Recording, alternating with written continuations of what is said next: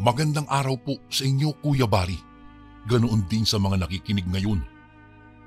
Ang kwentong katatakutan na ibabahagi ko po sa inyo ngayon ay tungkol sa magkakapatid na minsan ang napadpad dito sa lugar namin sa Bulacan. Ang mga detalye patungkol sa kanila ay matagal na pong nangyari.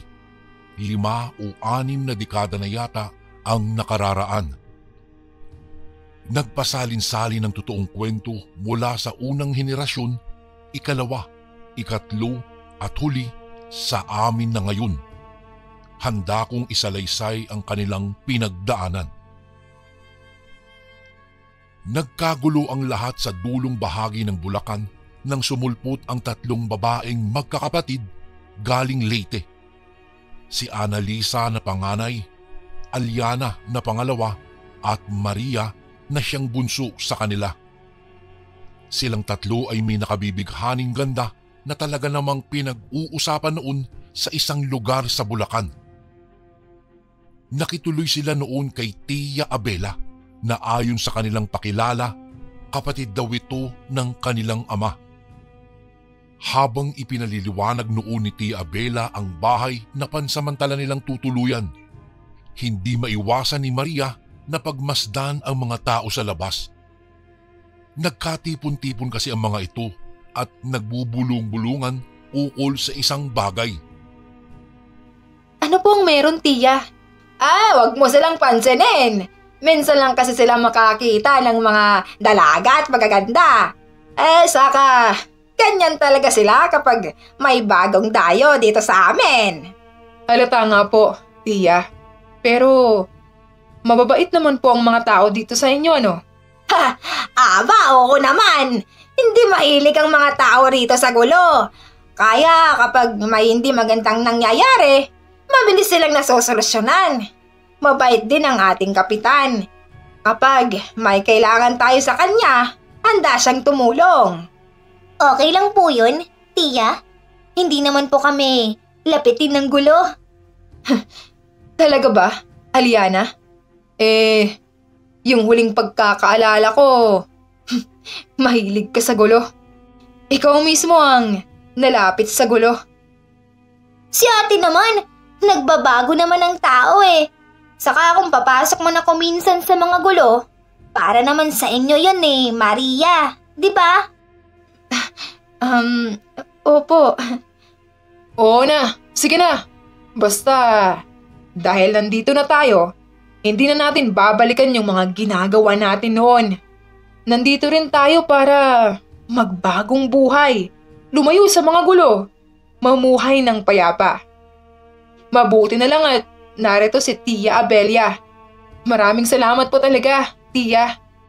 Babayaran po namin sa mga susunod na araw ang mga tulong po na ibinigay niyo po sa amin. Nako! Huwag na, pamangkin ko. Sagot ko na lahat yon. Siya. Maiwan ko na kayo, ha? Bigyan ko muna kayo ng oras para makapag-ayos at makapagpahinga.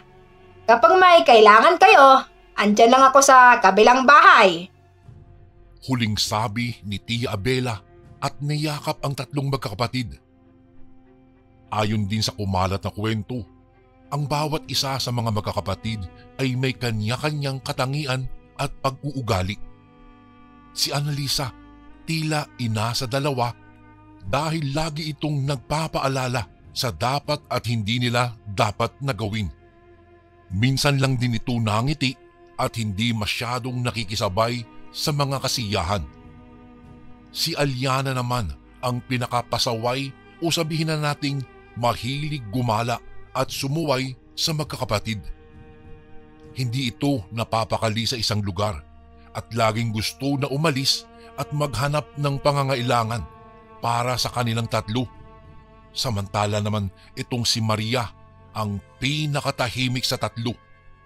Mahilig lang itong magmasid, mahinhin ito at hindi masyadong nakikisalamuha, lalong-lalo na kung hindi niya gusto ang isang tao. Magkakaiba man sila ng ugali, iisa lang ang kanilang laging nagiging pundasyon sa isa't isa. Iyon ay ang pagmamahal. Sa unang linggo ng magkakapatid, naging mapayapa naman ang naturang lugar. Walang gulo, walang away at natigil na rin ang usap-usapan tungkol sa kanila. Hanggang isang gabi, hindi mapigilan ni Aliana ang kanyang sarili. Binuksan nito ang bintana at nagbabadya na patakas at pagtalon doon. Bigla namang sumulpot sa likuran nito si Annalisa. Saan ka pupunta? Ate, hindi ko na kaya. Hindi ko matiis na ganito ang sitwasyon natin. Bakit tayo ang nagturusa sa kasalanan ng mga magulang natin? Wala tayong magagawa. Ang paglipat natin dito at pagtalikod sa kung sino tayo, ang tanging paraan para sa katahimikan ng lahat. Isipin mo na lang ang tunay na dahilan kung bakit tayo nandito. At uulitin ko, ayaw kong may mababalitaan na siyang ikakasira natin. Nauunawaan ko yon. Pero ang hindi ko maintindihan, bakit tayo ang lalayo at maghihirap ng ganito? Aliana, ayoko nang pag-usapan ng ganitong bagay. Wala kang ibang gagawin kundi ang sundin ang mga sinasabi ko. Para yun sa'yo at para na rin sa kapayapaan nating magkakapatid.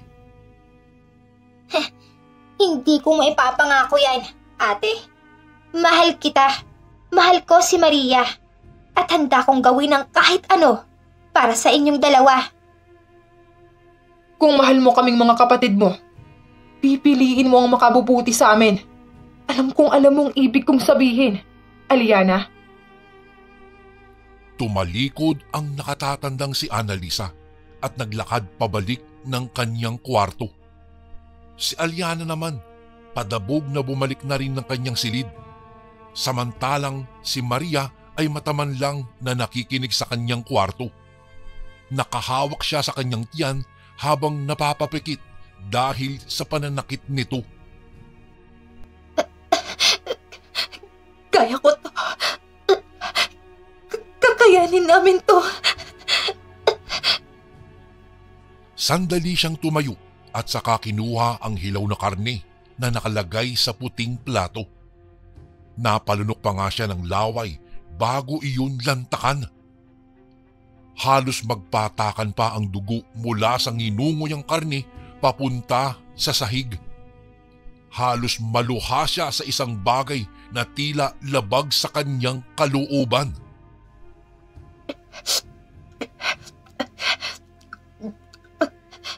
Kaya ko to. Ito lang ang kakainin ko. Ito lang ang pwede kong kainin. Ito lang. Ito lang.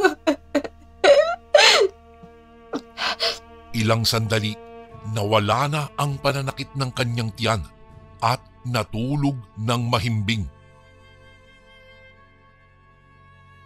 Kinabukasan, muli silang dinalaw ni Tia Abela, bit-bit ang isang lalagyan na may lamang ulam. Annalisa! Aliana! Maria! Si Tia Abela nyo to. May dala akong ulam. Kumain na ba kayo? Oh, Tia! Hala! Maraming salamat po rito. Pasok po kayo. Salamat. Kumusta kayo? Noong malanghap ni Maria ang dala nitong ulam, halos masuka siya. Napatingin naman sina Annalisa at Aliana rito. Sinenyasang siyang ayusin naman niya ang mga ikinikilos niya sa harap ng ginang. Oh, Annalisa, napag-isipan mo na ba yung sinabi ko sa'yo? Opo, Tia Abelia. Sa ngayon, wala pa naman akong nahahanap na trabaho. Kaya, papatusin ko na po yun. O sige, basta agahan mo ang pagpunta ron para matuwa lalo sa'yo yung may-ari. Ha, alam mo na, baka sa mga susunod na araw ay malapitan mo yun kung sakaling may emergency. Saka, laging may sobrang pagkain doon. Makakapag-uwi ka para sa mga kapatid mo. Makakalibre din pala kami kahit papano. Maraming salamat po talaga, Tia. Nagpaalam na ang ginang. Nang harapin ni Annalisa ang mga kapatid, nakatayo ang mga ito roon at nagtataka. Hindi kasi sila sanay na naghihiwalay kahit patungkol iyon sa kanilang kapakanan. Ang ate rin kasi nila ang nagsisilbi nilang tagapagtanggol at tila ina ng tahanan. Isang buong araw lang naman yun. Uuwi rin ako sa hapon. Ano po ba ang magiging trabaho mo, ate? Karinderya, Maria. Nang sabihin iyon ni Annalisa, lalong nagulat at nagtaka ang dalawa niyang mga kapatid. Tinanong pa nga siya nito kung sigurado ito dahil baka magkaroon ito ng hindi magandang epekto sa kanya. Ako nga, ate. Halos masok ka dahil sa naaamoy kong bawang sa bigay ni Tia Abelia. Ikaw pa na maghapon mong malalanghap ang nakakasukang pagkain nila. Magkaiba naman tayo. Malakas ang sikmura ko sa mga ganitong bagay. Samantalang ikaw ang pinakamasailan sa atin. Basta, kapag wala ako, ikaw muna, Aliana, ang tumingin at magbantay kay Maria. Walang gagala ha, walang tatakas. Ate, hindi na po bata si Maria para bantayan pa. Dalaga na yan at alam niyang tama at mali. Gagawin pa akong babysitter. May sinasabi ka, Aliana? Gusto ko lang tignan yung isa't isa kung sakaling wala ako. Nagiging mainit lang ako para sa inyo. Ate, tama naman po si Ate Aliana. Alam ko na po ang tama at mali. Naiintindihan ko rin, ate, ang pag-aalala mo. Promise, magbebehave ako rito. Kami ni Ate Aliana. Makakaasa ba akong walang gulo? Away? O kung ano pa man? Oo, ate. Promise.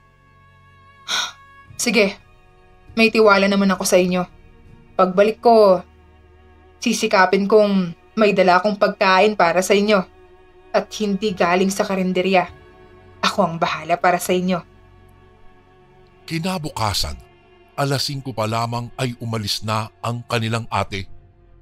Tutulong din daw kasi ito sa pagluluto at maghapong magbabantay sa hindi kalakihang karinderya. Samantala, napansin ni Maria ang naagayak na si Aliana. Tila may lakad ang isang ito at pupunta sa kung saan man. Mabilis na tumayo ang nakaupong si Maria sa hagdan at mabilis na pinigil ang kapatid. Sinabi nitong pinayuhan na at pinagsabihan na sila ng kanilang ate pero susuway pa rin siya.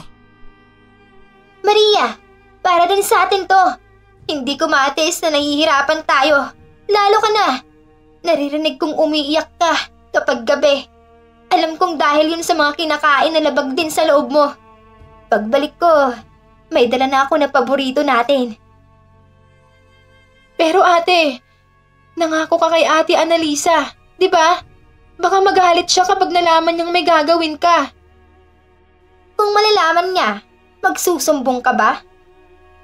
Pero, Maria, isipin mo na lang na matutuwa rin si Ate Annalisa sa gagawin ko. Gagawin ko rin to para sa atin, okay? Aalis na ako. Tuluyan na ngang gumayak si Aliana. Dahil sa kaba at takot na nararamdaman sa mga maaaring mangyari, sandali siyang nagpahangin at naglakad-lakad sa kanilang malawak na bakuran. Hindi siya mapakali at hinihiling sa sarili na sana walang gawing hindi maganda ang kanyang kapatid. Nakasuot noon ng may kahabaang bestida itong si Maria. Dahilan din upang humubog ang kanyang kadalagahan at pagkababae. Sa hampas ng may kalakasang hangin ay dinala nito ang mahahaba niyang buhok. Habang nagmumuni-muni, isang pagsitsit at pagtawag ang narinig niya. Nang lingunin niya iyon sa labas ng mga bakod na gawa sa pinagtagpi-tagping kawayan, napagmasdan niya roon ang isang matipunong lalaki. Si Lucio na talagang taga Bulacan. Doon ipinanganak at doon na rin nagbinata. Kayo ba yung bagong lipat dyan? Huwag kang mahiya. Mabait naman ako. Gusto ko lang makipagkaibigan. Ako nga pala si Lucio. At yung nasa likuran ko, yan ang bahay namin. Ikaw, anong pangalan mo? Ako si Maria. Yes, kami pala yung bagong lipat dito. Ikaw? Ako? Taga rito talaga kami. Sa ngayon, mag-isa ako sa bahay dahil nagtatrabaho sina mama at papa. Ako rin eh. Sina ate kasi parehong nasa trabaho rin. Sa bawat pagsasalitang ginawa ng lalaki, may kakaibang nararamdaman si Maria dito. Napapangiti siya nang hindi niya namamalayan. May kakaiba dito na hindi niya maipaliwanag, kaya naman sandali niyang nakalimutan ang iniisip at tumagal ang kanilang usapan. Nagbahagi ang lalaki ng tungkol sa kanyang buhay. Samantalang si Maria, pinili lang ang magagandang bagay na ikukwento kay Lucio. Bakit pala kayo napadpad rito sa Bulacan? Nang marinig ang tanong ni Lucio, nawala ang ngiti sa mga labi ni Maria. Pero dahil may tiwala na sa lalaki, sasabihin na niya sana ang totoo, ngunit biglang dumating ang ating niyang si Annalisa. Hapon na pala at hindi niya man lang napansin ang oras dahil napasarap ang kanilang usapan. Tinitigan lamang siya ng kanyang ate, kaya naman nagpaalam na ito kay Lucio. Binulungan niya rin itong bukas na lang ulit sila mag-uusap dahil medyo masungit ang kanyang kapatid. Nang makaakyat na sa hagdanan at makapasok sa bahay, nagkatitigan pa sina Annalisa at Lucio. Doon binigyan ito ng dalaga ng masamang tingin at tila binabantaan iyong wag nang lalapit pa sa kanyang kapatid. Si Lucio naman ay napalunok ng laway at bumalik na sa kanilang bahay. Di ba nagsabi na akong huwag kang basta-bastang makikisalamuha kung kani-kanino? Ano yung nakita ko? Mabait si Lucio at saka mag-isa lang ako sa bahay. Wala akong kausap, kaya binigyan ko na rin siya ng pagkakataon na makilala. Mag-isa? Nasaan si Aliana? Ate, ano kasi, Nasaan ang ate Aliana mo? Dahil doon, napatakip ng bibig si Maria. Saka lamang niya naalala na tumakas lang pala ang kapatid at hindi alam kung saan nagpunta. Ipinaliwanag nito ang mga nangyari kanina. Dahil doon, napabuntong hininga ang kanyang ate. Matapos iyon, ang naging usapan naman nila ni Lucio ang kanyang ibinahagi sa ate. Napapailing naman ang isa dahil sa pinagagawa ng kanyang mga kapatid. Isang araw pa lang daw siyang nawawala, napakaraming nang nangyari. Kaya pinagbabawalan kitang makipag-usap sa iba, Maria. Masyado kang honest sa sarili mo at sa ibang tao. Lahat pwede mong sabihin, kahit pa ikakapahamak natin. Simula ngayon at sa mga susunod na araw, ayaw ko nang makita pang nakikipag-usap ka sa ibang tao. Yang si Aliana, ilang beses na ako nagsabi. Naputol sa pagsasalita si Annalisa nang bumukas ang kanilang pintuan at naroroon na ang kanilang kapatid. Nagulantang ang dalawa sa hitsura nito. May malalim itong sugat sa ulo at tumutulo pa mula roon ang sariwang dugo. Marami ding itong galo sa katawan. Sa kanang kamay nito, napansin din ng dalawa ang bitbit nitong sako. Mula roon, naaamoy nila ang sariwang karne. Inihagis iyon ni Aliana sa harapan nila. Ilang sandali, may grupo ng kalalakihan ang nagsisigaw sa labas. Mabilis namang isinarado ni Annalisa ang mga bintana at pinto agad niya ring pinaupo ang kapatid na sugatan. Kumuha siya ng tela at pinunasan ang dugong tumutulo mula sa ulo nito. Anong nangyari? Hapon na nang makakita ako ng pagkakataon para makakuha ng makakain natin. Noong may nakahuli sa ginagawa ko, sinubukan kong magpalit ng anyo. Maliwanag pa, kaya hindi nagtagal yun. Hinabol nila ako, pinagbabato at pinaghahampas. Nakakuha ko ng pagkakataon na makatakbo ng mabilis, kaya diretso na akong umuwi rito. Ano? Hindi ba't pinagsabihan ng kitang huwag mo nang gagawin ang bagay na yon? Aliana naman! Tignan mo! Nagsisisigaw na sila sa labas! Kahit minsan naman makinig kayo sa akin!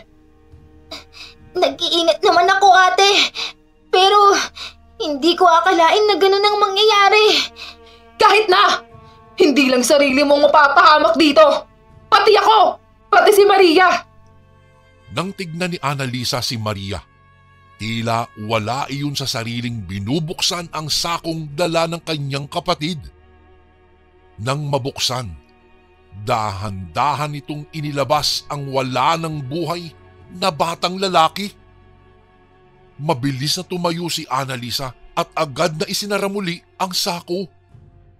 Muli, galit na galit siyang pinagsabihan ang kapatid na pinag-usapan na nila ang tungkol sa bagay na ito, na ang ganitong gawain sa kanilang paglipat ay maaari nilang ikapahamak. Paano naman kami? Paano si Maria? Hindi ka ba naawa na nahihirapan na kami sa ganitong sitwasyon? Bakit? Kayo lang ba ang nahihirapan? Kayo lang ba ang kailangang magtiis? Ginagawa ko to para sa atin, para sa kaligtasan natin. Kahit minsan mag-isip nga kayo. Pag-isipan niyo kung bakit ko to sinasabi. Kung bakit ko to ginagawa para sa inyo. Ate, nagugutom na ako. Gusto ko nang kainin yung bangkay ng bata sa sako. Pwede bang makahingi kahit konti? Pakiusap po gayon, Maria. Pwede ba? Hindi ko na alam kung anong gagawin ko sa inyo. Ngayon, paano mo haharapin yung mga tao sa labas? Ha? Aliana? Sorry, ate. Ngayon mo pa talaga naisip yan? Ngayon ka pa nagigilty kung kailan may ginawa ka na? Na may pinatay ka na? Natigil lamang ang kanilang usapan nang may mga pagkatok silang narinig. Mabilis na itinago ng tatlo ang sako na naglalaman ng bangkay ng batang lalaki sa ilalim ng papag. Mabilis ding pinapasok ni Aliana sa silid nito at nagpanggap na tulog. Nang buksan nila ang pintuan, bumungad sa kanila ang nag-aalalang si Tia Abela at nasa likuran nito ang ilang kalalakihan. Nang magpanggap na magtanong si Annalisa kung ano ang problema, mabilis na sumagot ang isa sa mga lalaking naroroon. Tinanong din kung meron ba silang napansing tao na may daladalang sako. Wala po akong napansin eh. Bakit po? Sigurado kayo? Ang sabi kasi nung huling nakakita, sa direksyon papunta rito, huling nakita ang pinaniniwalaang aswang. Dahil doon, nanlaki ang mga mata ng magkapatid. Mula naman sa silid, sobrang kaba rin ang nararamdaman ni Aliana kaya't mabilis siyang nagtalukbong ng kumot. Samantala, agad na pumagitna si Tia Abela upang ipagtanggol ang magkakapatid. Ay, pinagbebentakan mo ba yung mga pamangkin ko? Hindi naman po sa ganon. Nagtatanong lang kami dahil… Pwes, wala akong pake. Wala sa mga pamangkin ko ang sinasabi niyong aswang. Hindi porket bago sila rito, ay may kinalaman na sila sa mga nangyari. Umalis na kayo, bago ko pa kayo isumbong sa kapitan ng lugar natin. Kung walang tinatago ang mga pamangkin mo, pwede ba namin makita ang loob ng bahay? Bingi ka ba? Gusto mo ba talagang mapasama pa si Kapitan sa usapan? Eskandalo tong ginagawa nyo. Nasaan ang ebidensya nyo? Ha? Sugod kayo nagsugod. Wala naman kayong patunay. O siya. Sige Manang Abelya. Aalis kami ngayon. Pero hindi pa rito natatapos ang pag-iimbestiga namin. At kapag nalaman kong may kinalaman ng kahit isa sa mga pamangkin mo, hindi ako magdadalawang isip na alisin sila sa lugar na to. Sa kahit na anong paraan. Tara, maghanap na tayo sa ibang lugar. Nang mawala sa paningin nila ang mga kalalakihan, humingi ng paumanhin si Tia Abela sa mga nangyari. Sinabi nitong hindi na iyon mauulit pa.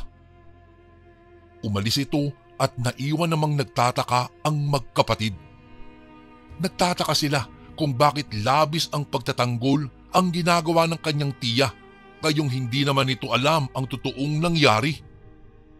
Sa isip-isip nila, may mga bagay pa silang hindi alam tungkol sa matanda. Noong gabing iyon, dahil na rin sa gutom na ang bunsong kapatid na si Maria, kinain nilang tatlo ang bangkay ng batang lalaki. Ito na raw ang huling pagkakataon na kakain sila ng karne ng tao at hindi na iyon mauulit pa. Pinayuhan din si Aliana na magpagaling muna dahil baka malaman ng mga tao na may kinalaman siya sa mga nangyari. Kinabukasan, nang papasok na si Annalisa sa trabaho, pansin niya ang bulong-bulungan sa paligid. Kita niya rin ang masasamang tingin ng mga tao at pakiramdam niya naghihinala na talaga ang mga ito. Kahit ganoon, nagtrabaho siya at umaktong tila walang kinalaman sa mga nangyari. Ilang araw din ang pagkalat ng balita tungkol sa batang nawawala at dahil doon, naapektuhan na ang karinderyang pinagtatrabahuhan ni Annalisa. Walang magawa ang may-ari kung hindi paalisin at tanggalin siya. Baka naman po, Manang. Kailangan ko po talaga ang trabahong ito. Wala po kaming kinalaman sa kumakalat na balita. Inosente po ako. Inosente po ang mga kapatid ko. Nagmamakaawa po ako. Huwag niyo po akong tanggalin sa trabaho. Subalit, hindi na siya pinakinggan ng may-ari ng karinderya. Tuluyan na siyang inalis at hindi man lang ibinigay ang sahod sa mga araw at naging pasok ni Annalisa sa naturang trabaho. Samantala, sa mga sumunod na araw, mabilis na gumaling ang sugat ni Aliana. Isang kakayahan na mayroon sa kanilang lahi. Si Maria naman, noong lumipas na mga araw, pasimple siyang nakikipag-usap kay Lucio. Matanong ko lang. Noong nakaraang gabi, may mga tao sa bahay niyo. Ano bang meron? Wala naman. May hinahanap lang sila. Pero wala naman sa amin yun. Pero okay naman ba kayo ng mga kapatid mo? Para kasing may narinig akong nagkakasagutan sa inyo. Medyo nag-alala lang ako, lalo na para sa'yo, Maria. Talaga? Nag-aalala ka sa akin? Oo naman. Kasi bukod sa ang sarap mo kausap, Maria, gusto na yata kita. Ha? Lucio, teka. Pag-isipan mo sana yung sinabi ko. Mauna na ako. May asikasuhin lang ako sa bahay.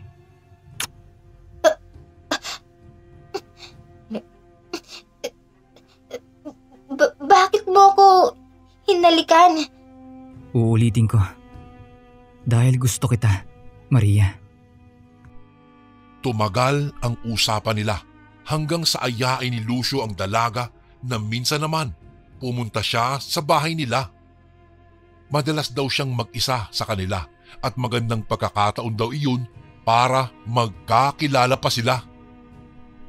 Mabilis namang nahulog ang tiwala at loob ng dalaga dito, kaya noong isang gabi, nang tulog na ang mga kapatid, tumakas siya at pumunta nga sa bahay ni Lucio. Nag-usap sila ng matagal hanggang sa may mangyari nga sa kanila ng gabing iyon. Kumbaga, mabilis na ibinigay ni Maria ang sarili dito, lalo na nang sabihin ni Lucio na mahal niya na ang dalaga. Nang matapos, sandali silang nakapag-usap habang magkatabi sa higaan ng lalaki. Lucio, may tanong ako. Ano yun? Kapag may nalaman kang isang bagay tungkol sa akin na,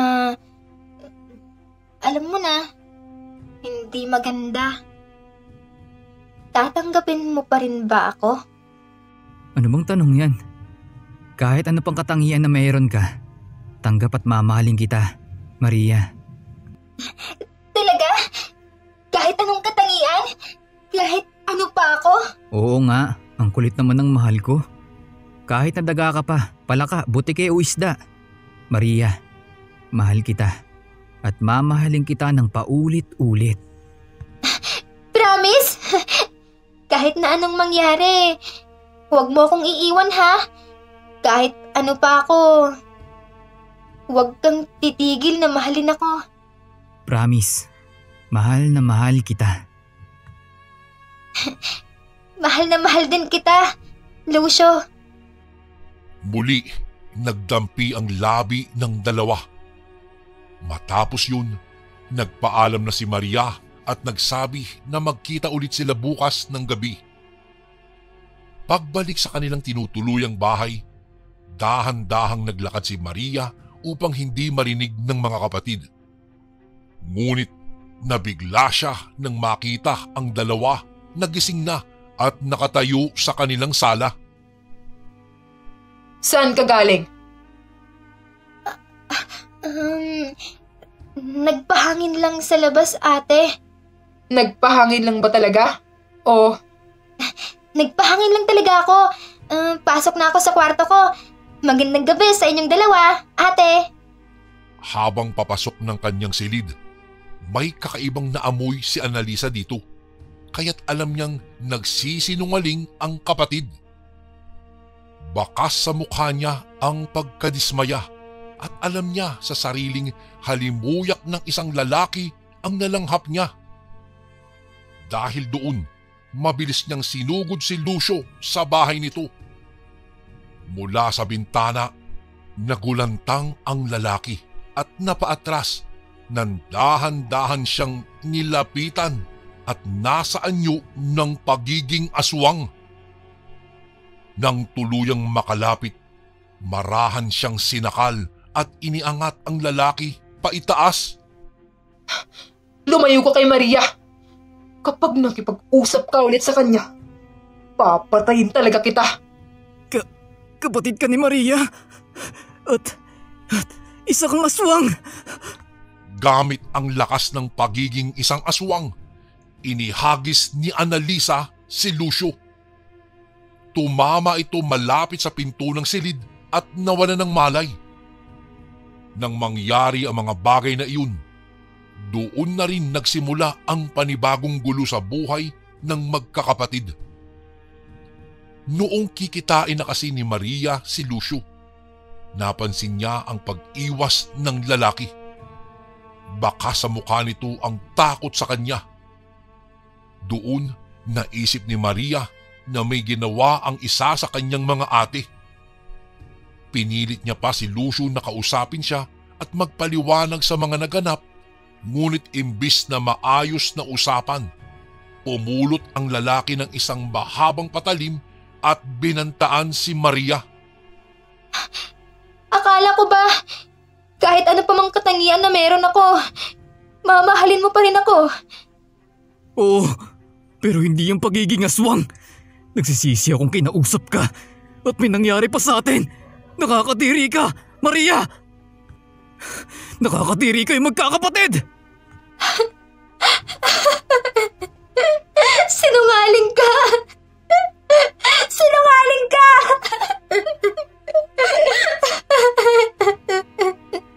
Walang nagawa ang dalaga kung hindi ang umuwi at magdamag na umiyak sa kanyang silid. Sa mga sumunod na araw, kumalat na sa kanilang lugar ang balita. Marami na ang nag-uusisa at may mga taong lumalapit sa kanilang tinutuluyang bahay at pinagbabato iyon. Kasabay nun ang sigawan ng katagang aswang sa kanilang magkakapatid. Hanggang sa dumating na rin ang ina ng batang lalaki na pinatay. Nagsisigaw ito at sinabihan ang mga kalugar na patayin sila at sunugin. Doon muling pumagitna si Tia Abela upang muling ipagtanggol ang magkakapatid na galing Leyte. Ngunit walang nagawa ang matanda.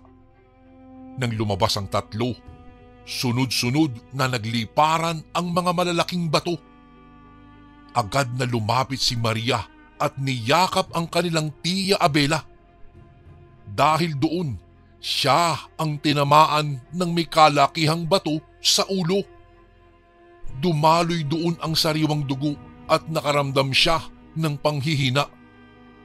Nang makita ni Lucio ang sinapit nito, agad siyang nagtatakbo at pinagsabihan ang kanyang mga kalugar. Hindi ito ang tamang panahon para saktan natin sila. Hintayin nating sumapit muna ang gabi. At kapag naging aswang na sila, doon natin sila papatayin. Paliwanag ni Lucio sa mga iyon, pero sa loob-loob niya, nag-aalala siya sa naging kalagayan ni Maria. Kailangan niyang bigyan ng oras ang magkakapatid upang makaligtas sa galit ng mga tao. Tama, walang aalis. Maganda kayo ng apoy. Papalabasin natin ang pagiging aswang nila. Kapag naging halimaw ang magkakapatid, papatayin at susunugin natin sila. Walang aswang maaaring maniraan sa lugar natin. Walang aswang! Lumakas ang hiyawan at galit ng mga tao. Ipinasok ni Tia Abela ang wala ng malay na si Maria. Inihiga sa kanyang silid at ginamot ang natamong sugat. Nang magkamalay ito, doon na rin ipinaliwanag ni Tia Abela ang totoo. Magkadugo talaga sila ng ama ng magkakapatid. May lahi rin siyang aswang, pero nang gawin ang isang bagay o paraan, nawala ang uhaw niya sa karne ng mga tao. Nagulat ang magkakapatid dahil may paraan pala para matigil ang kanilang pagiging aswang. Tinanong nila ang kanilang tiya kung ano ang paraang tinutukoy nito. Kinakailangan yung magutom sa loob ng higit 1 buwan. Wala kayong kakainin at wala kayong iinumin. Habang ginagawa nyo yon, kailangan yung tumulong sa kapwa, magsilbi, manalangin, at kilalanin ng tunay na lumikha, ang Diyos Ama. Sa Diyos, Tia, malaking kasalanan na ang nagawa namin sa mundong to. Marami na kaming napatay ng mga inosenteng tao. Marami na kaming nasaktan, nasugatan, at naloko. Papatawarin pa ba kami ng Diyos sa mga kasalanang yon? Annalisa, mga pamangkin ko, mapagpatawad ang Diyos. Lahat ng tao ay kaya niyang patawarin, maging kayo. Pero, Tia, aswang po kami eh. Ito na po kami. Pinanganak kaming ganito. At mamamatay kaming ganito. Ayan din ang iniisip ko noong nasa Leyte pa ako at nasa poder ng mga magulang nyo. Pero ang layunin nila ay hindi dapat nakapasan sa mga balikat nyo. Tao rin kayo. Ipinanganak lang sa maling angkan at maling pagkakataon. Pero pwede pa kayong magbago, magsisi, gaya ko. Totoo ba ang Diyos, Tia? Totoo bang bubuksan niya ang langit para sa amin? Oo, mahal kong pamangkin. Tulad ko, nagsisi at kinilala siya. Sinunod ang lahat ng kautusan niya. Ngayon, hindi na ako uhaw sa karne ng tao. Hindi na ako pumapatay.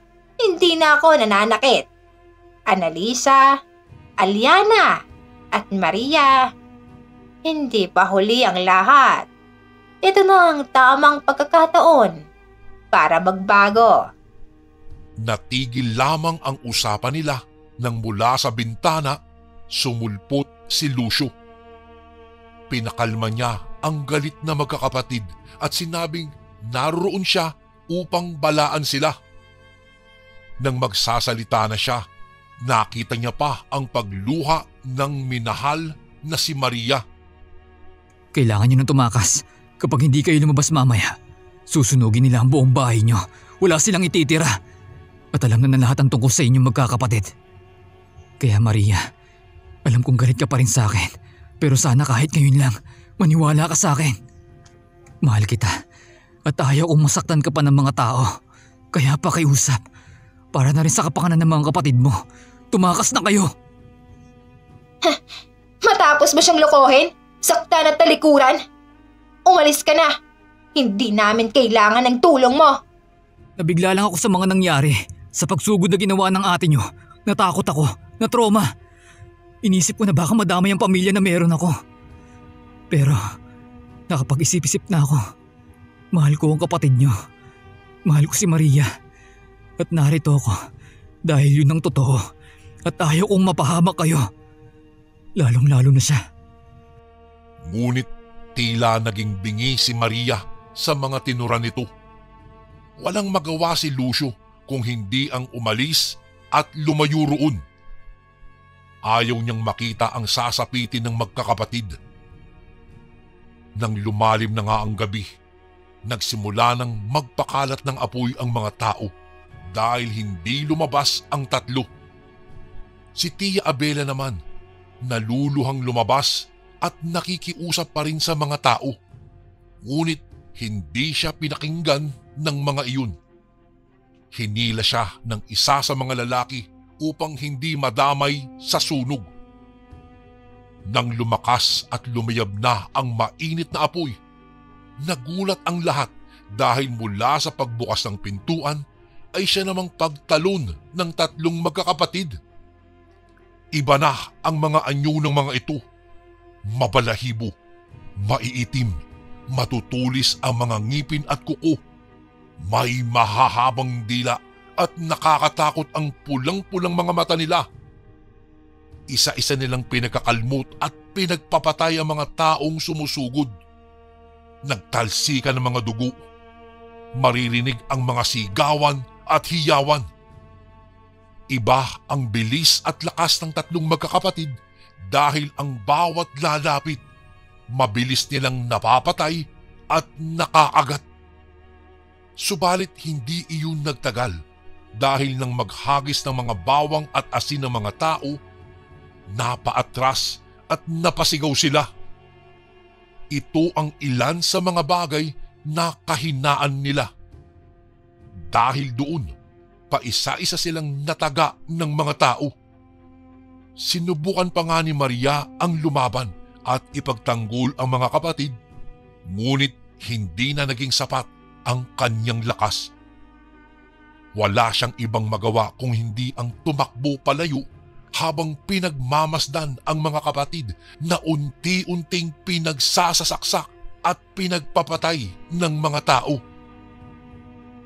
Nagpatuloy siya sa pagtakas habang tuloy sa pagdaloy ang mga luha. Mula sa likuran, naririnig niya ang sigawan at paghabol ng mga kalalakihan. Ilang sandali, nahinto siya nang makita sa harapan si Lucio. Puno ito ng itim na grasa o uling sa katawan. Sige na, sa iba ka na dumaan. Tumakas ka na. Magpapahabol ako sa mga tao. Hindi, Lucio. Huwag. Hayaan mong habulin nila ako at patayin gaya ng mga kapatid ko. Kasalanan namin to kaya… Hindi mo ba natatandaan namang sinabi sa iyo ni Tia Abelia? Maria, lahat ay maaaring magbago. Lahat ay maaaring patawarin ng Diyos. Kaya magbago ka at gawin mo yun para sa mga kapatid mo. Hanapin niyo yung nakatakas na aswang at patayin niyo at sunugan! Lucio! Tandaan mo, mahal na mahal kita, Maria. Mahal na mahal din kita, Lucio. Bago magkahiwalay, muling nagdampi ang labi ng dalawa na punong-puno ng pagmamahal sa isa't isa. Nang makita ng mga tao si Lucio, agad siyang nagtatakbo pero hindi rin nagtagal, nahuli at napatay siya. Nagulat sila dahil tao ang kanilang napaslang at hindi si Maria na totoong aswang. Natapos ang gabi, nagtagumpay ang mga tao. Wala na ang tatlong magkakapatid na nagmula sa Leyte. Napatay sina Annalisa at Aliana, samantalang si Maria hindi na muling natagpuan pa. Iyon ang huling naging salaysaya sa mga magkakapatid, Kuya Barry. Habang isinusulat ko ang liham na ito, hindi ko po maiwasan ang mapaluha. Na maalala ang naging kalagayan at sinapit nila. Nagpakalayo-layo sila. Mula Leyte, kung saan ay minsan na silang muntik mapaslang pati ang mga magulang nila. Nang mapadpad sa Bulacan, ay naulit lang ang madilim na trahedya sa kanilang magkakapatid. Kuya Barry, minsan iniisip ko kung sumunod lang sana kami sa payo ni ate at hindi siya kailanman sinuway, siguro po kasama ko pa sila ngayon. Kasama ko pa sina ate Annalisa at ate Aliana. Kasama ko pa sana ang mahal kong si Lucio. Opo, Kuya Barry, ako si Maria na nakatakas noon at ngayon. Sumulat sa inyo upang ibahagi ang aking kuwento. Maraming salamat po. Ang katotohanan na ang buhay ay hindi palaging patas. Sa kabila ng kanilang pagnanais na mabuhay ng normal, natutunan nilang tanggapin ang mga hamon at pagsubok na dala ng buhay. Sa bawat pagtakbo, nasugatan sila, ngunit hindi sumuko. Sa bawat laban, sila ay nagpatuloy at nagsikap. Bagamat hindi perpekto, natagpuan nila ang kahulugan at kaligayahan sa pagiging totoo sa kanilang sarili at sa pagmamahalan ng isa't isa. Sana po ay may natutunan tayong aral sa kwentong ito. At diyan na po nagtatapos, mga kasundo, ang kasaysayan ng tatlong magkakapatid na galing Leyte.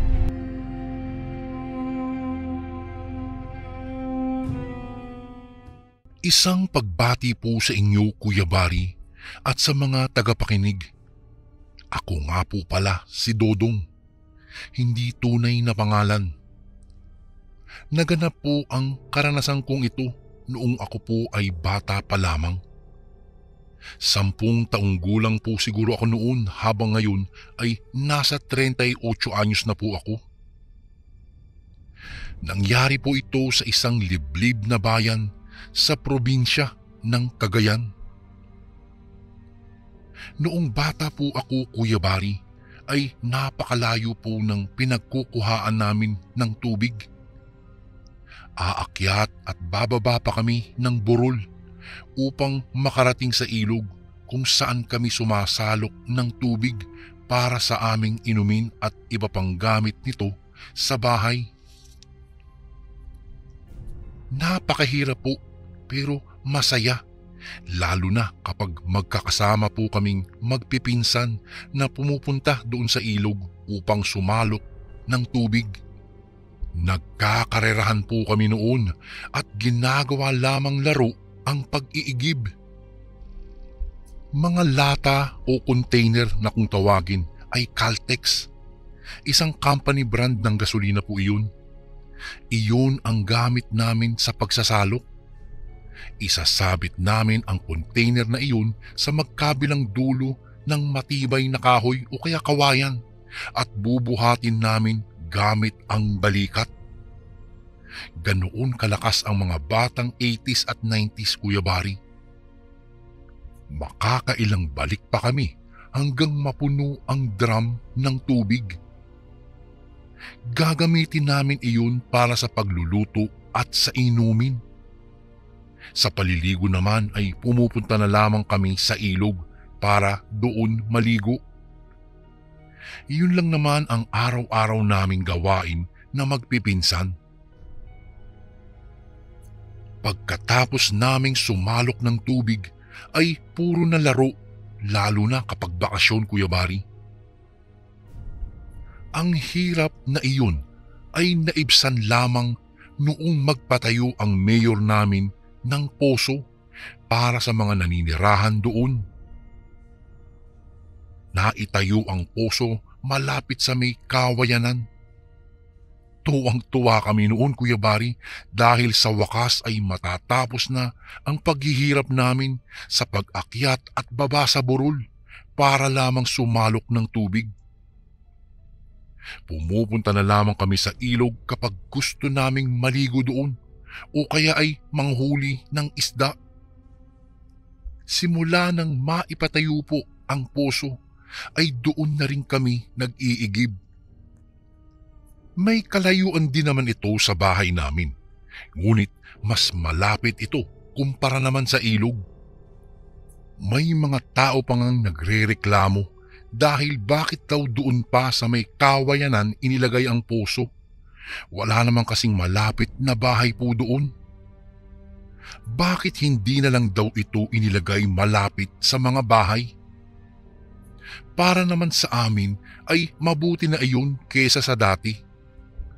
Ang naging dahilan lang kung bakit natatagalan naman sa pag-iigib ay dahil pila-pila ang mga tao. Para naman sa mga katulad kong bata noong mga panahong iyon ay mas mabuti iyon dahil habang naghihintay kami sa aming pila ay pwede pa kaming maglaro. Ang ibang mga nanay naman ay nagiging marites sa tuwing nag-iigib ng tubig.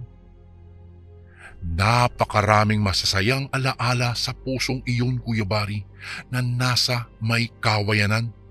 Ngunit hindi rin mawawala ang karanasan namin dito ng ate ko na hindi namin makakalimutan.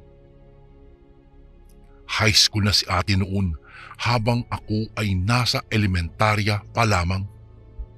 Nagsisimula na siyang magdalaga, kaya conscious na rin siya sa kanyang katawan. Gabi noon at naligo siya gamit ang natitirang tubig sa drum.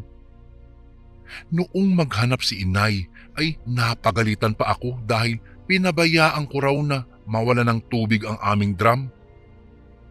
Wala raw siyang gagamiting tubig bukas sa pagluluto niya. Madaling araw kasi siyang nagigising, Kuya Bari, upang magluto ng aming agahan sa kalang de kahoy. "Dodong, mag-igib ka nga sa poso," sigaw ng aking inay, kaya hindi ko mapigilang sumimangot. Siyempre ay bata po, hindi nawawala ang mga padabog-dabog, lalo na kapag tinatamad. Noong bilangan ako ni inay ay nagsimula akong umiyak. Bakit kasi ako eh? Bakit hindi si ate ang mag-igib? Siya naman tong umubos ng tubig eh. Pagdadahilan ko. Aba ang magaling. Bakit ako? Sabat naman ni ate, kaya lalong nagalit si inay. At para walang away, inutusan niya kaming dalawa habang hawak ang pamalo. Kaya naman pumunta na lamang kami ni ate. Sa daan ay nagsisisihan kaming dalawa kung bakit kami napagalitan. Na, ay kasi may crush na kasi kaya naliligo sa gabi. Pambubuska ko sa kanya. Abay, pakialam mo ba? Singhal naman niya sa akin. O sige, ikaw ang mag-igib ng pampaligo mo ha. Ganting singhal ko. Agad naman niya akong kinutusan. Palibhasa ay parehong bata kaya ganoong kami magbangayan.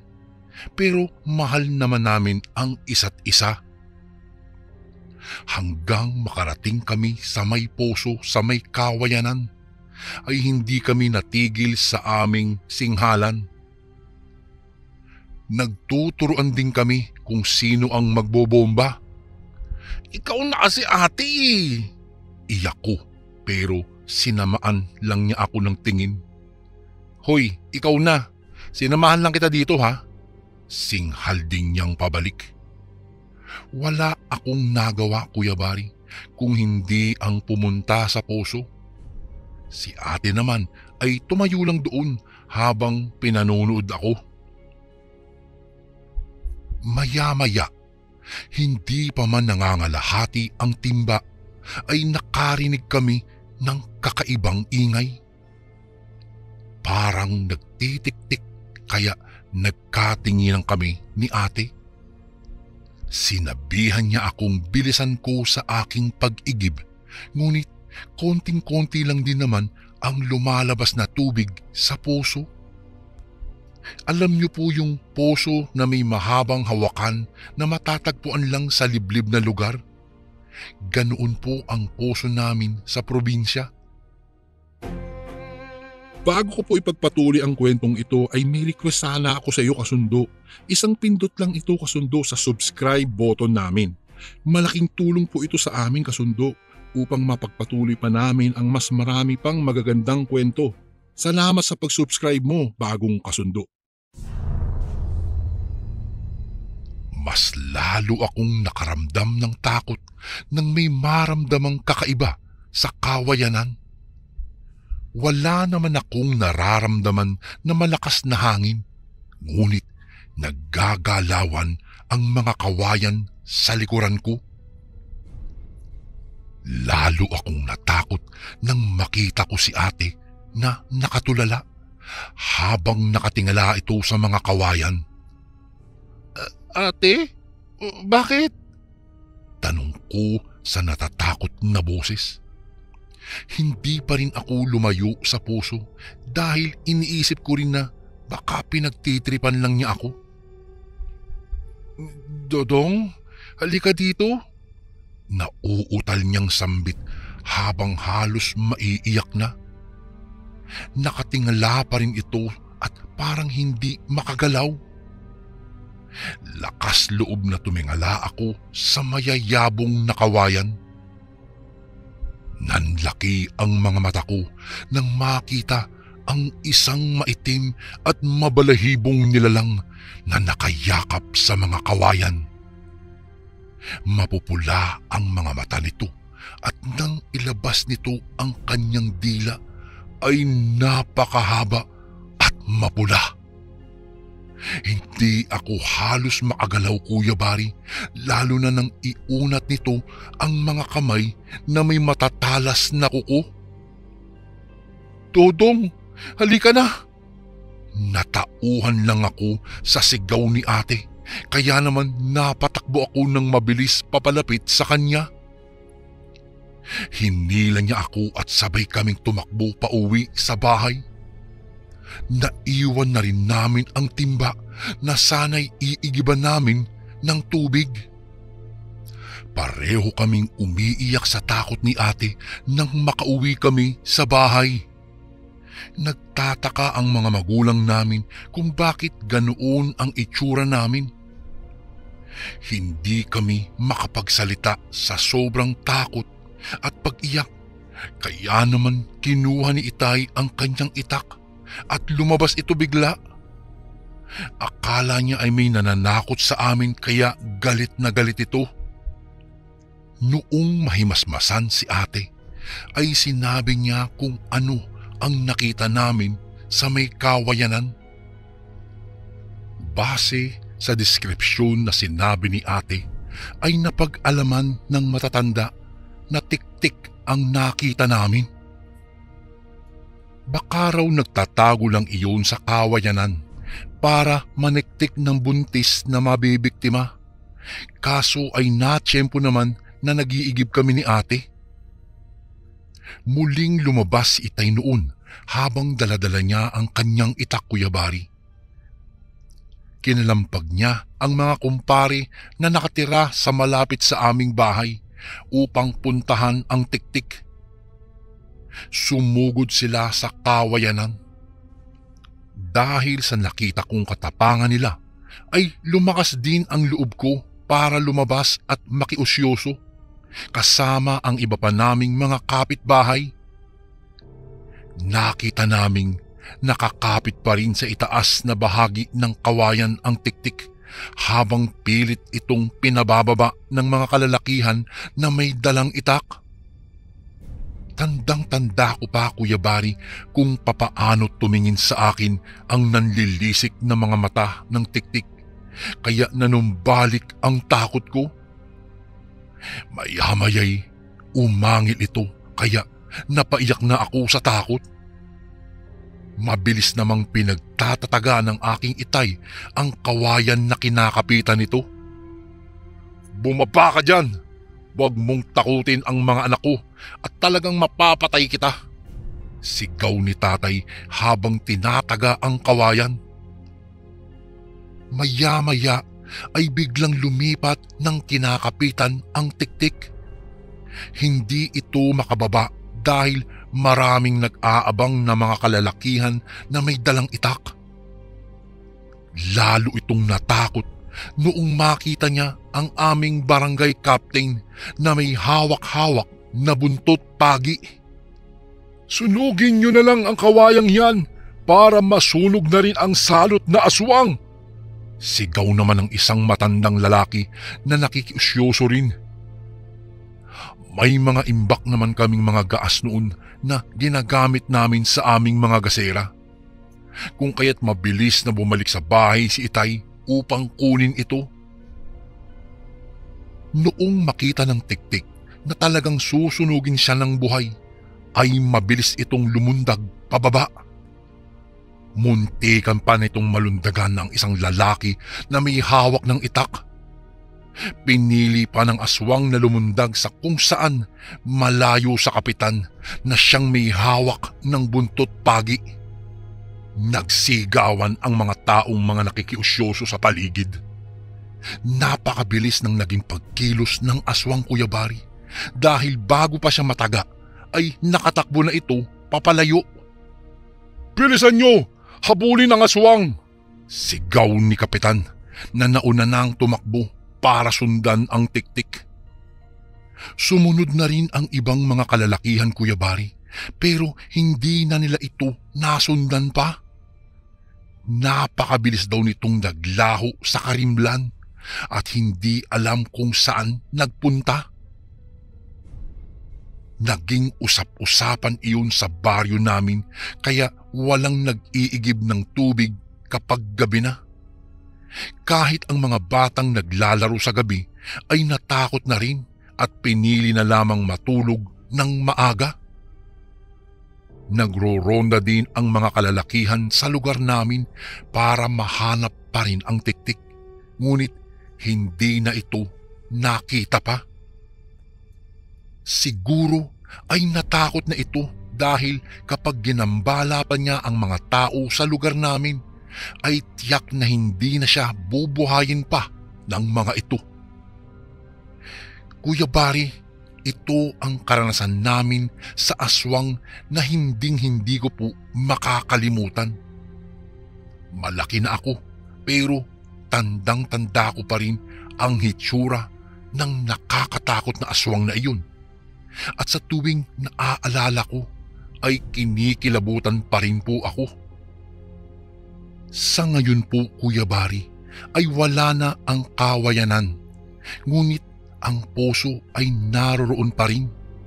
Ngunit bihira na itong gamitin dahil sa takot ng mga tao na baka mayroong nilalang na naman na manambang sa puso sa may kawayanan. Hanggang dito na lang po ang aking kwento, Kuya Bari. At sana po'y mapili niyo pong basahin ito sa inyong channel. Lubos na gumagalang, Dodong.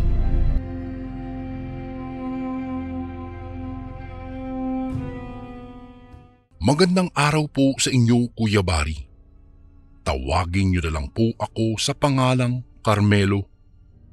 Isa rin po ako sa tagapakinig ninyo at dahil doon ay nainganyo rin po akong ibahagi itong kwentong ito na siyang naging karanasan naman ng aking tiya Magda. Kilala ang aming angkan bilang mga lahi ng manggagamot. Ang bawat isa sa mga kadugo ko ay may tangang anting-anting.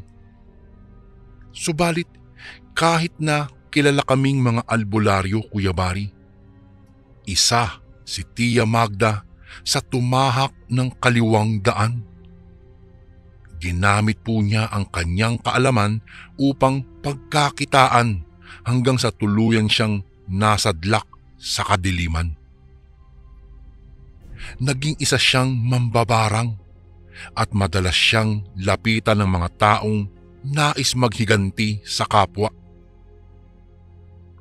Isang araw, dahil walang makakasama ang tiyahin ko, sinabihan ako ng aking ina na doon na muna ako mananatili. Matandang dalaga po kasi ang Tia Magda ko, Kuya Bari. Kung kaya wala siyang ibang kasama. Umalis kasi ang inampun niya nang malaman ang kanyang lihim. Pagdating ko po sa bahay ni Tia Magda, napailing kaagad ako dahil kahit doon pa lang sa bakuran nila, kita ko na ang napakaraming bote na naglalaman ng mga insekto. Naku, ito talaga si Tia Magda. Kahit dito pa lang, tingnan mo. Pinapakita niya talagang mambabarang siya. Dismayadong wika ko sa aking sarili. Noong nasa tapat na ako ng pintuan ng bahay ni Tia, tinawag ko siya. Pagkabukas niya ng pinto, tila hindi pa niya inaasahan na naroroon ako.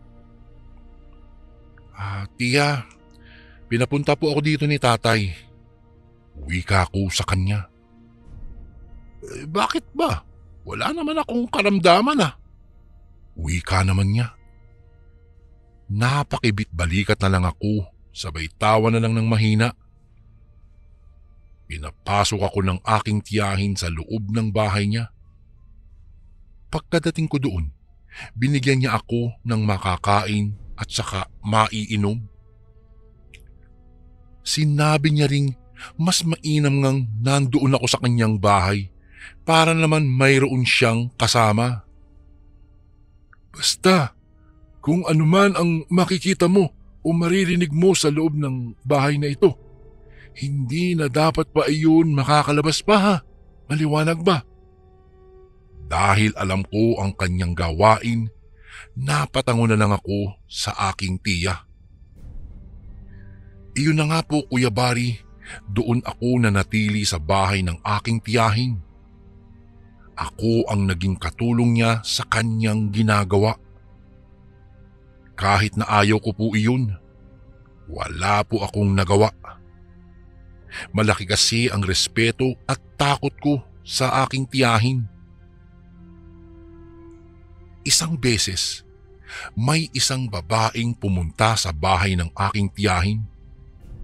Umiiyak iyon nang makaharap na si Tia Magda. Kung kaya, inalo siya ni Tia. Bakit? May problema ba?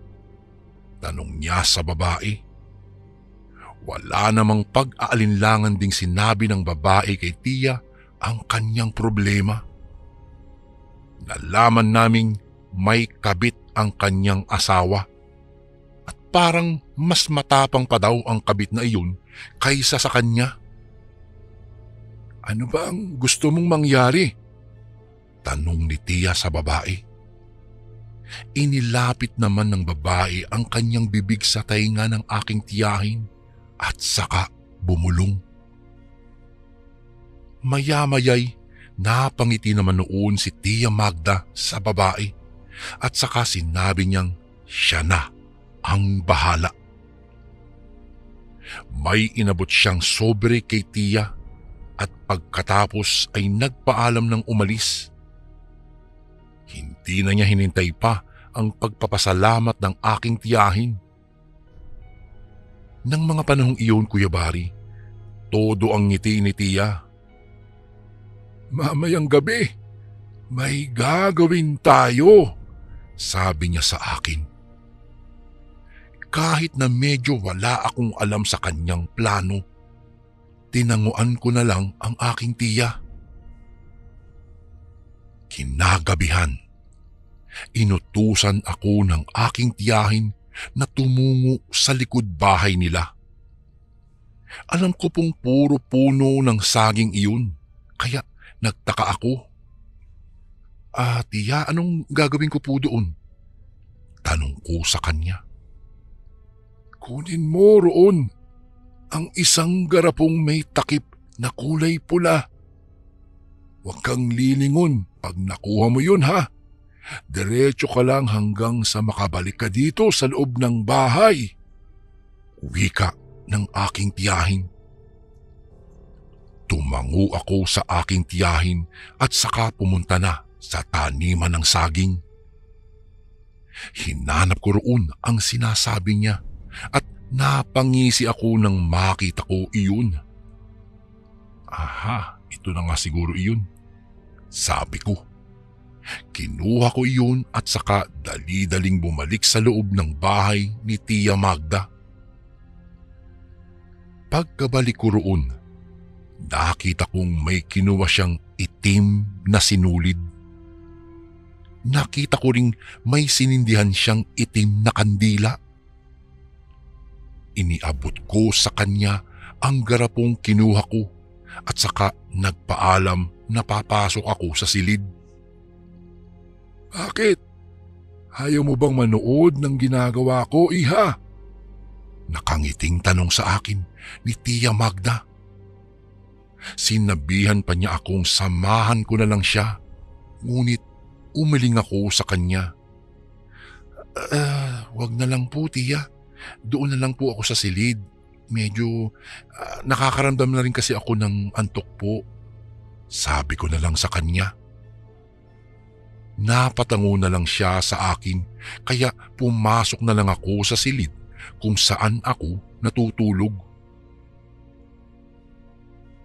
Noong naroroon na ako, agad akong nakaramdam naman ng antok. Nahiga ako sa papag at saka ipinikit ko na lang ang aking mga mata. Sa hindi ko inaasahan, Kuya Bari, may kung anong pangitain akong nakita. May isang babaeng nakahiga at maya-maya'y biglang may lumabas na mga salagubang sa kanyang balat. Nagdulot iyon ng mga sugat sa balat ng babae. Ang hindi ko kinaya noon, Kuya Bari, ay nang makitang ibinukan niya ang kanyang bunganga at doon lumabas ang halos 100 salagubang. Bago ko po ipagpatuloy ang kwentong ito ay may request sana ako sa iyo, kasundo. Isang pindot lang ito, kasundo, sa subscribe button namin.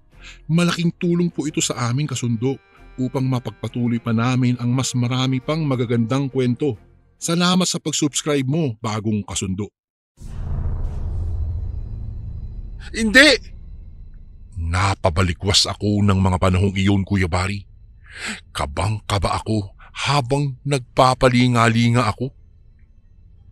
Narinig kong may kung anong sinasabi si Tia Magda, kaya napatayo ako at sumilip sa pintuan.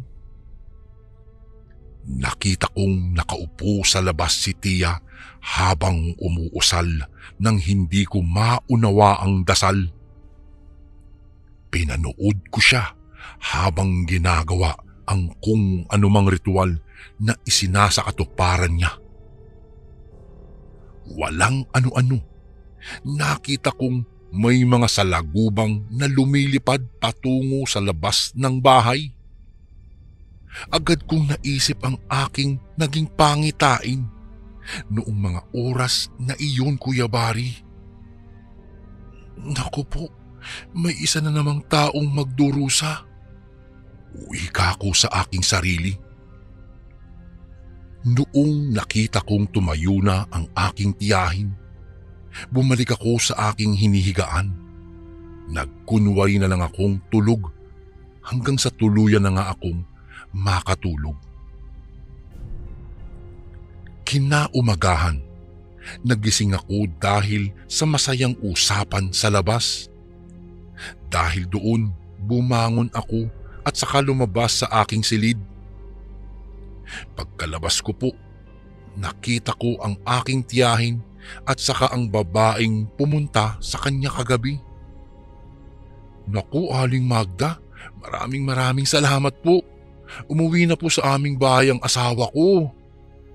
At saka balita ko pa nga, nagkaroon daw ng malubhang karamdaman ang kabit niyang iyon. Buti nga sa kanya. Galak na pagkukwento ng babae. Sinasabi ko sa iyo madadala na ang babaeng iyon, sabi ni Tia naman. Nung mga oras na iyon, inabutan ulit si Tia ng sobre. Muli pang nagpasalamat ang babae at saka umalis na sa bahay ni Tia Magda. Tuwang-tuwa naman na humarap sa akin ng aking tiyahin at saka binigyan niya ako ng pera. Ayan, iha, balato mo iyan dahil tinulungan mo ako, sabi niya sa akin. Ako naman po, Kuya Bari, ay nakukonsensya. Ngunit wala po akong nagawa nung mga oras na iyon kung hindi ang tanggapin na lang ang perang ibinigay sa akin. Dumaan ang mga araw. May kung ano akong napansin kay Tia Magda. May mga parang bulutong kasing tumubo sa kanyang balat. Tia, ano po bang nangyayari sa inyo? Ano po yan? Tanong ko sa kanya. Huwag mo na lamang intindihin ang bagay na ito. Baka init lang ito sa loob ng katawan ko na lumabas sa pamamagitan ng bulutong na ito. Wika ng aking tiyahin. Magmula ng araw na iyon, Kuya Bari, hindi na masyadong tumanggap ng mga customer ang Tia Magda ko. Paminsan-minsan, nakikita ko siyang gumagawa ng ritual. Pinauusukan niya ang kanyang sarili habang may kung anong sinasambit na mga lingwaheng hindi ko po maintindihan. Noong makalipas ang 2 linggo, kinausap niya ako. Apo ko, mas mabuti siguro kung bumalik ka muna sa iyong mga magulang. Napakunot noo ako ng mga oras na iyon. Hindi ko alam kung ano ang dahilan niya. Ngunit sinunod ko na lamang siya. Sinabihan ko siyang ipapatawag na lamang ako kung may kailangan siya sa akin. At ayun nga, Kuya Bari, umuwi na ako sa aming bahay. Noong naroroon na ako, sinabi ko kina nanay at tatay ang nangyari kay Tia. Umiling na lang ang aking ama, saka nagwika. Ay, wala talagang magandang maidudulot ang paggamit ng kakayahan upang saktan ng ibang tao. Wika pa niya. Tinanong ko naman siya kung ano ang nangyari kay Tia at nagimbal ako sa sinabi ng aking ama. Binalikan siya ng kanyang kagagawan. Baka may kakilalang mas malakas na mambabarang ang kanyang binarang. Para mapilitan ng tiyahin mo na alisin ang barang niya. Binanatan din siya ng kagaya niyang marunong sa barang. Saad ng aking ama. Hindi ko alam pero parang naawa ako kay Tia. Sinabihan ko si tatay na kung maaari ay puntahan namin siya dahil baka may masamang mangyari sa kanya. Maya-maya'y noong nasa ganoong pag-uusap kami noon, nang bigla na lang nahulog ang baso at nabasag ito. Pareho kaming nagtaka dahil nasa bandang gitna naman ng mesa ang baso. Diyos ko, ang Tia Magda mo, sambit ng aking ama. Noong mga panahong iyon, Kuya Bari, dali-dali kaming umalis. Pinuntahan namin ang bahay ni Tia Magda. Noong nasa labas na kami ng bahay niya noon, tawag kami ng tawag sa kanya. Ngunit walang sumasagot sa amin, kaya nagpasya kaming pumasok na lang. Noong makapasok kami sa loob, Kuya Bari, agad kaming napatakip ng aming mga ilong. Sobrang baho at lansa ng loob ng bahay ni Tia Magda. Pagkapasok namin sa silid niya, nanlumo kami at nasindak nang makitang nakahiga na iyon. Wala na itong buhay at ang mga bulutong na bumalot sa buong katawan niya ay pumutok na. Mas lalong nanlaki ang aking mga mata, Kuya Bari, noong makita kong may lumalabas na mga bubuyog sa mga bukol sa katawan niya. Ito na nga ba ang sinasabi ko? Yun na lang ang nasabi ng aking ama. Wala na kaming nagawa kung hindi ang tanggaping wala na ang aking Tia Magda. Naging tikom na lang din ang aming mga bibig sa kung anumang nangyari sa kanya. Marahil iyon ang naging kabayaran sa dami ng kanyang binarang. Hanggang dito na lang po ang aking kwento, Kuya Bari. Sana po'y maibigan nyo at maitampok po ito sa inyong channel. Lubos na gumagalang, Carmelo. And again, maraming salamat po mga kasundo. Don't forget to subscribe and i-click nyo lang po yung bell na button para updated po kayo sa mga upcoming videos namin na paparating. Maraming salamat po ulit. God bless and ingat po lagi dyan. Ito po si Kuya Bari at ako ang Sundo.